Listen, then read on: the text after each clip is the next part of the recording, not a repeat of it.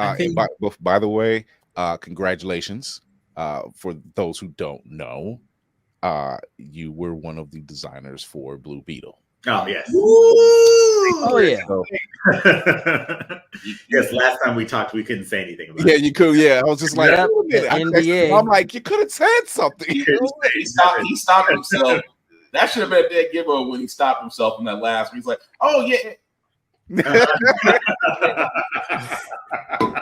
That's when you see NDA come into play. It's like, what is that? It says, nigga, don't ask. I pulled a full blown Mitch. Exactly what it was. That was the quickest. That was the quickest all stop on record. That was. I'm sorry. I'm sorry, Jess. I didn't Right from the hip. I love that. I heard screeching that night. Oh, what about you, Jason? It's interesting to hear from Phil's perspective because you're so deep into that system and how it works, and it is so gatekept. Like it's so gatekept. Very. Yeah.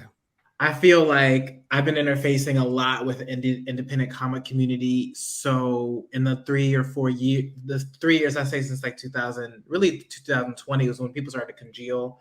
Everyone started to become aware of each other because of social media, because of the lockdown. And then people really started to create more courageously because they saw a lot of their other things go away. So I saw this first generation. And then now I'm starting to see that because those people have stepped out, there are younger generations that say, oh, I want to make a comic book now. There was a young man who reached out to me 2.5 years ago, and he just crowdfunded his comic. And it took him that long to make it, but he did not stop. And I remember when he went and he wasn't working, he went and got a job, he was working at like Chick-fil-A, and he was paying for those pages. And I was like, that's real. And then from Dream Free Comics, he just posted that his daughter is in a film contest.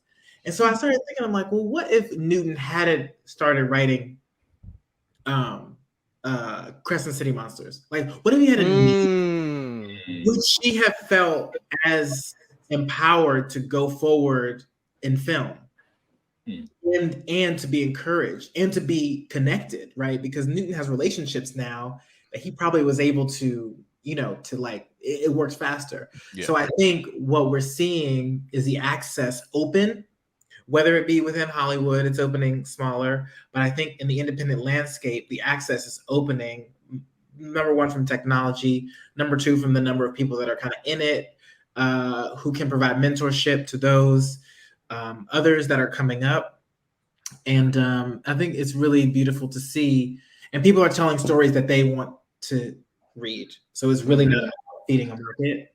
Or I want to say too, I want to add, because Jason just brought up something that's really important, that's kind of subliminal under the scenes, which is the thing that he's kind of touching on is that the power, or at least the ability to get your story out there has shifted to where you don't have to wait for the big studio. Like, or they're not always in control. Right now, what we saw because of the writer's strike and everything else, right, is the system has failed, meaning streaming, all the way that they do business currently does not work, right? It's not working. People are struggling, like everything, the cost of living and everything has gone up, and yet wages haven't increased to the point where it balances itself. So you also have everybody saying like, oh, to watch this show, I got to do another $9.99 or $4.99 or $7, like just for one show or whatever, right? So it's like splitting everything up has caused this big thing, but it's also made it to where when you're creating your own show or your content stuff, the audience has shifted to watching what they actually want to see, meaning they're no longer as easily tricked. So they'll be like, we're going to put out this crappy movie that we did last year. And people are like, great, I'm not going to watch it. Like, they don't care, right? But if they see something they actually want, they're like, I'm going to go over there. So it's interesting because the audience has shifted to a point where they're not paying attention or they're not easily fooled anymore. So they do want to see diverse content. Whether or not the studio decides to do it or not, they'll just keep being behind until they realize it makes money. And that's kind of where we are. But that was a good point, because I completely forgot about that segment of it, which is we all talk about the entertainment industry at large in terms of like the systems that are in play and all of the big things, but we forget that that also has been on such shaky ground that the audience, the general public, has moved on. They've actually decided to do this.